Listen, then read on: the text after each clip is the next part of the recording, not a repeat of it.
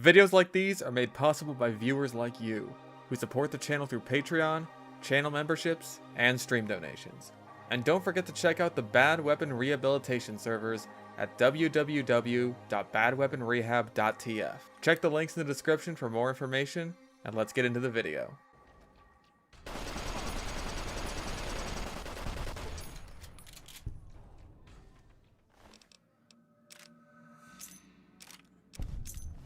Oh no, not again. What? How many times has this happened?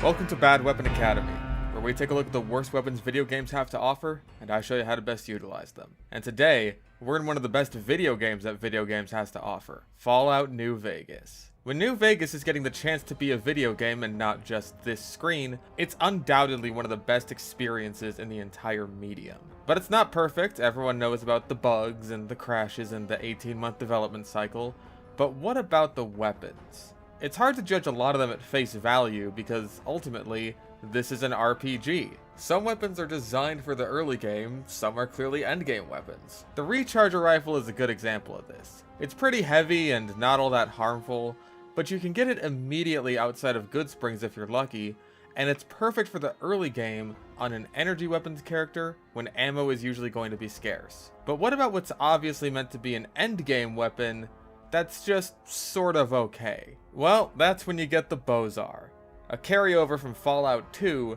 and a weapon that's asking a lot of you just to put the damn thing in your hands. And even when you manage that, it leaves a lot to be desired. So we're not going to start off with the stats breakdown, that can wait. Instead, I'm going to show you what I did to get the Bozar as quickly as possible so you can get the most out of it in your playthrough. Here's how to rush Bozar. After the incredibly important character creation process, it's time to allocate your special spread.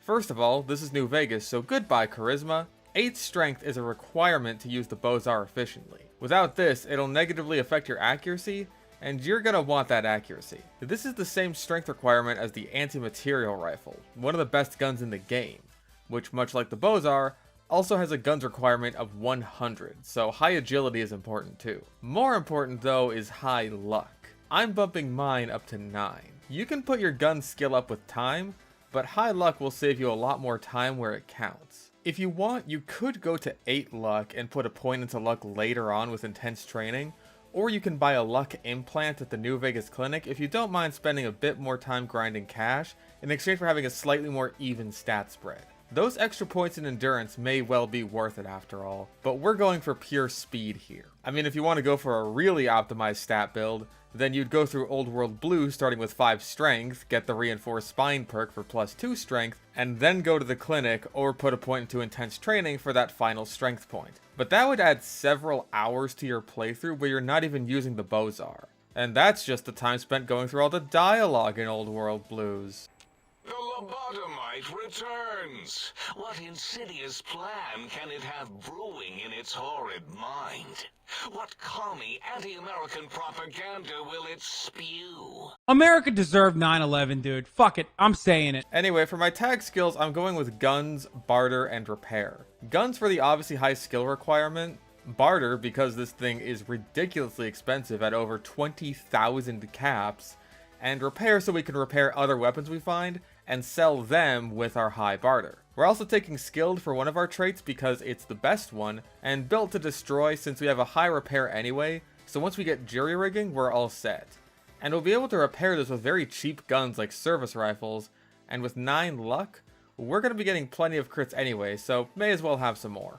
And now, we're ready to go. Since the Bozar is only available for sale at the Gun Runners, you may think it's best to take one of the shortcuts to Vegas, either north of Goodsprings or past Sloan. And while we will be stopping at Sloan, it's just a pit stop. We're taking the intended longer route. This will allow us to level up as we go, so we can put some points into guns and barter along the way. We want to be able to use the Bozar effectively as soon as we get it. Experience will be valuable to us as a result of this, especially since we've just picked Skilled as one of our traits, so I've elected to side with the Powder Gangers instead of Goodsprings, as this will allow me to do more in the way of quests, and Goodsprings is pretty useless after you're done helping them out, except for Chet as a shop, but with that barter skill, we can convince him to stay out of the fight in exchange for keeping his head, and more importantly his wares. I then proceed to head down the intended path, fighting as many enemies as I can along the way, and talking to as many merchants as I can, selling off any of my unneeded gear. If I ever have two of the same weapon, I use the more broken one in combat since I want to sell the higher condition one for more caps. I do all the quests I can along the way, stop by Sloan and steal their skill books as well as all of their caps, end up pissing off the NCR, at first not on purpose and then very much so on purpose, get some perks I feel will be useful along the way like rapid reload, and eventually end up at the Gunrunners. I then resist the urge to buy an anti-material rifle instead,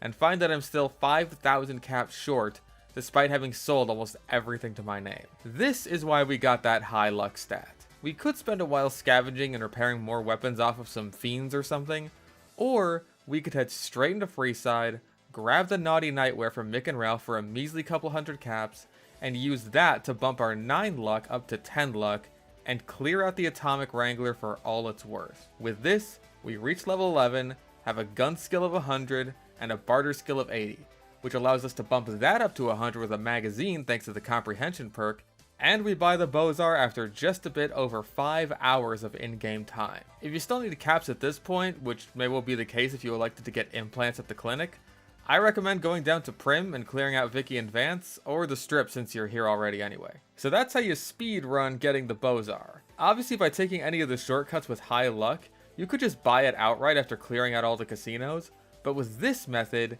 you're able to get the necessary stat requirements and to do a bit of questing, and get some decent cash for ammo along the way. So now you have the weapon.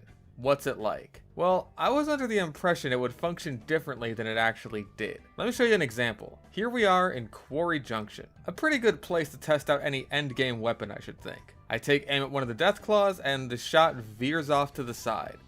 Huh, I didn't expect spread like that on a weapon with a scope like this. That makes this thing pretty difficult to use at long range. In spite of the scope, you lose out on the precision of weapons like the anti-material rifle, making this pretty difficult to use for long-range stealth kills, especially on higher health targets. Described as the ultimate refinement of the sniper's art. Yeah, I'm gonna need a source on that one. Well, while we're here on the wiki, let's look at its stats. The Bozar is an automatic rifle that takes 5.56 rounds, which are a very common and cheap ammo type. It does 19 damage with each shot, and ordinarily you'd be able to bump up the damage of this weapon with the Grunt perk, since that affects the damage output of light machine guns, which this is a unique variant of. However, the Grunt perk does not affect this weapon, since it would cause load order bugs due to the perk and gun being part of 2 different DLCs. Even if it did work though, compared to the light machine gun with the same perk, that's quite a bit less damage per shot. An LMG with the Grunt perk will deal 30 damage per shot, but the Bozar is meant to make up for this by having a very fast rate of fire. 15 shots per second compared to the 12 shots per second of the LMG, and in fact it boasts the highest fire rate of all rifles in the game. This gives the Bozar a higher overall DPS than the LMG until you factor in the reloading. The Bozar only has 30 rounds in its magazine compared to the base 90 of the LMG, and with upgrades you can get the LMGs up to 200. Meaning you would have reloaded 6 times with the Bozar by the time it takes you to fire off 1 upgraded LMG magazine. And these weapons share an identical reload time. Not to mention, buying both the LMG and the ammo capacity mod won't even cost you half as much as just the Bozar. Now, even though I was criticizing the spread earlier when trying to use it with the scope it can't help but come with, it is much better on the Bozar than it is on the LMG. And a lot of the SMGs in the game too, for that matter. And that's kind of the best advantage it has, but I feel like that almost tricks you into thinking this is more of a precision weapon than it is. Like here I am doing the Booted quest. Super simple early game quest, I just need to take out these Legion guards to free the trapped slaves. And the best way to do this without getting early game Legion assassins on my trail is with sneak attacks. That works out for a couple of the guards, but on the last one, all of my bullets draw a Looney Tunes outline around this man. It's absurd, and this can happen pretty frequently. If you want to use the trigger discipline trait to make it more accurate, then you lose out on its fire rate bonus, but you do make all of your guns shoot slower in the process, so I guess that's a lateral move. Overall, the Bozar seems kind of confused. Like it wants to be a sniper rifle, a machine gun, and kind of an SMG all at once, while not being the best at any of these, and while being more expensive than all of them combined. In my testing using this gun, I ended up finding that the 30-round magazine is really what sets you back, especially against later game enemies like Deathclaws. Sometimes it'll be enough, but not always, and I often found myself at the mercy of a Deathclaw at very little health while I scrambled trying to reload. This can be mitigated a bit with companions, obviously, but I wanted to use companions as little as possible for this video, so I could really get a feel for the gun's strengths and weaknesses without any external factors. And I don't want people who prefer to play solo to miss out on this. The damage output and magazine size puts this in roughly the same camp as the 10mm submachine gun, a much cheaper and easier to obtain weapon with far lower requirements, and hell, even the unique variant of the 10mm Sleepy Time gets a higher damage per shot and a higher mag capacity, and you buy it from the same place as the Bozar for about a third of the cost. Or you could just hop into Honest Hearts and pick up a 45 Auto SMG, which is slightly better in just about every aspect with the right upgrades, in exchange for slightly higher requirements than Sleepy Time. Now, these do have a slightly slower fire rate and higher spread, but is that really such a hindrance for a close-range spray-and-pray weapon with a high fire rate anyway? It hasn't been in my experience. Now, I'm not out here saying that Sleepy Time is a straight upgrade to the Bozar. It's just not. And one of the cases where that's most clearly the case is with the ammo type. 5.56 rounds come in multiple different varieties like armor piercing, making them far stronger against certain enemy types than 10mm rounds. While both ammo types share hollow point rounds, the Bozar's armor-piercing rounds make fighting those Deathclaws much more one-sided. But this could also be said about the 45 Auto SMG with its 45 Auto plus P, hollow point, and handloader super rounds. And perhaps more importantly, if 5.56 is the same ammo type the LMG uses, then how do we make the Bozar work where the LMG doesn't? Well, in my testing, I found that where the Bozar really excels is at mid-range with VATS in particular. Yeah, this is a really good gun for a VATS build. The tighter spread compared to the LMG means it's more effective at longer ranges, and with all the VATS related perks you can get, like Commando, Sniper, Center of Mass, and Grim Reaper Sprint just to name a few, you can really chew through enemies at mid-range with the right ammo type. Each use of VATS uses a 3-bullet volley, and they come at a decently cheap action point cost. With the build I made at the start of the video, I'm able to do 6 volleys of bullets once I get the Action Boy perk, which is pretty good. With use of Steady and Psycho too, you can make up for the Bozar's accuracy and damage at longer ranges, making it far more useful against things like Deathclaws assuming you have the proper ammo, but it's not gonna take out the legendary Bloatfly anytime soon, even with all these concessions. I know I wasn't using armor-piercing rounds here, but something tells me it wouldn't have helped me all that much. I've also found that, in general, the Bozar with VATS is ideal for dealing with Cazadors in particular. The increased accuracy compared to the LMG means you can engage them at greater distances, and with this being an automatic weapon, Cazadors, even the legendary Cazador, will generally fold to these pretty quickly, making it perfect for both dealing with Cazadors before they get a chance to close the distance on you, and also good for dispatching them at close range by ripping through them with minimal effort, all while using a cheaper and more readily available ammo type than the 50 caliber rounds of the anti-material rifle. Although it's not quite as satisfying as blowing up a whole nest of the things with one explosive round from a distance. But the thing is, even if the Bozar is effective in these situations, the light machine gun still outclasses it in terms of general use. Even against the Cazador examples, it is nice to take them out at longer ranges, but if you have such a ridiculously high magazine size, fire rate, and boosted damage anyway, how much difference does it really make unless you're nickel and diming yourself on ammo spent? And even then, if you're nickel and diming yourself, you're not using the gun that cost you 20,000 caps just to use in the first place. The damage boost of the Grunt perk and the extra ammo capacity of the mod especially is well worth lower accuracy and a marginally slower fire rate. So, how do we fix this? Is there even a way to fix it? Well, like I said at the beginning of the video, New Vegas is an RPG.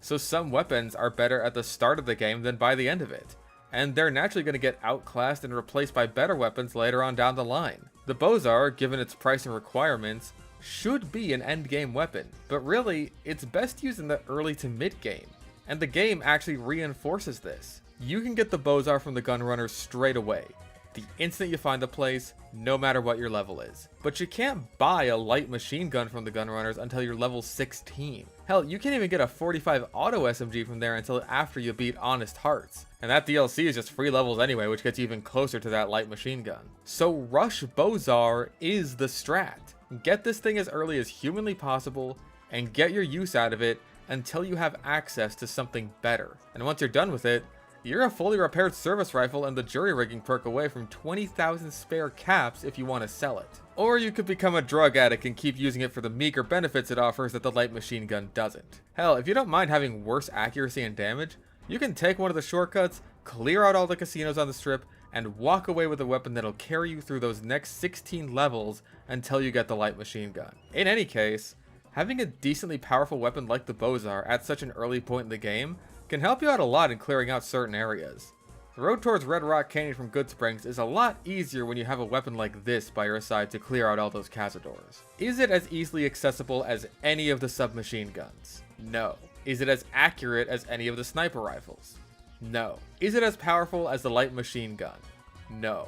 But it's just good enough to clear house where it counts until you will reach a point in the game where you need something with a bit more punch. The Bozar is simply bad as the end game weapon it was trying to be, but as an early game weapon, it's pretty powerful, and it's definitely hard to go wrong with. So go out there and rip those cazadors to pieces until level 16, and tell them Fish sent you.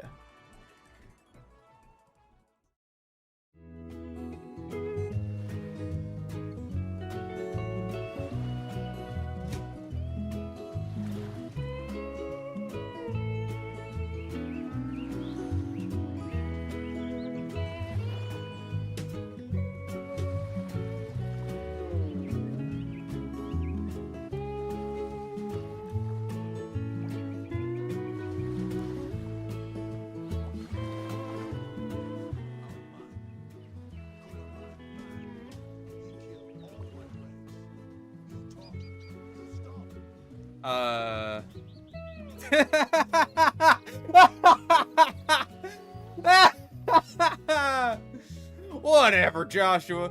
Put a cap in General Gobbledygook here. That is so in character.